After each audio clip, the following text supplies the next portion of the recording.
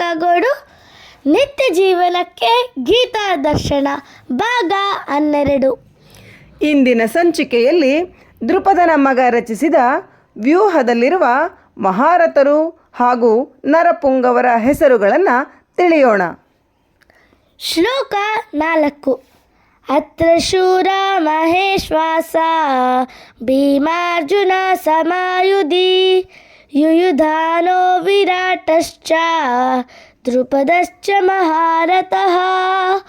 ಹೋರಾಟದಲ್ಲಿ ಭೀಮಾರ್ಜುನರಿಗೆ ಸಮಾನರಾದ ಅನೇಕ ವೀರ ಬಲ್ಲಾಳುಗಳು ಈ ಸೈನ್ಯದಲ್ಲಿದ್ದಾರೆ.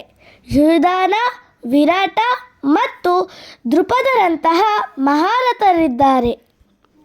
ಇದರ ಭಾವಾರ್ಥ: ದ್ರೋಣಾಚಾರ್ಯರಿಗೆ ಯುದ್ಧ ಕಲೆಯಲ್ಲಿದ್ದ ಮಹಾಶಕ್ತಿಯ ಎದುರಿನಲ್ಲಿ ದೃಷ್ಟದ್ಯುಮ್ನನು ಬಹುದೊಡ್ಡ ತಡೆಯೇನೂ ಆಗಿರಲಿಲ್ಲ. ಆದರೆ ಆತಂಕವನ್ನುಂಟು ಮಾಡಬಲ್ಲ ಇತರರು ಅನೇಕರಿದ್ದರು. ಅವರೆಂದರೆ ಯುಯುಧಾನ, ವಿರಾಟ ಮತ್ತು ದೃಪದರು. ಅವರಲ್ಲಿ ಪ್ರತಿಯೊಬ್ಬರೂ ಭೀಮಾರ್ಜುನರಷ್ಟೇ ದುರ್ಜಯರಾಗಿದ್ದರು. ಕೌರವರ ಜಯಕ್ಕೆ ಅಡ್ಡಿಯಾಗಬಲ್ಲವರೆಂದು ದುರ್ಯೋಧನನು ಅವರನ್ನು ಹೆಸರಿಸುತ್ತಾನೆ. ಅವನಿಗೆ ಭೀಮಾರ್ಜುನರ ಶಕ್ತಿಯ ಅರಿವಿತ್ತು. ಆದ್ದರಿಂದ ಅವನು ಇತರರನ್ನು ಅವರೊಂದಿಗೆ ಹೋಲಿಸುತ್ತಾನೆ.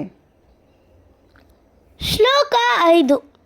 ದೃಷ್ಟಕೇತುಶ್ಚೇಕಿತಾನಃ ಕಾಶಿರಾಜಶ್ಚ ವೀರ್ಯವಾನ್ ಪುರುಜಿತ್ ಕುಂತಿಭೋಜಶ್ಚ ಶೈಬ್ಯಶ್ಚ ನರಪುಂಗವಃ. ಹಾಗೆಯೇ ದೃಷ್ಟಕೇತು, ಚೇಕಿತಾನ, ಕಾಶಿರಾಜ, ಪುರುಜಿತ್, ಕುಂತಿಭೋಜ ಮತ್ತು ಶೈಬ್ಯನಂತಹ ನರಪುಂಗವರೂ ಇದ್ದಾರೆ. ಧನ್ಯವಾದಗಳು.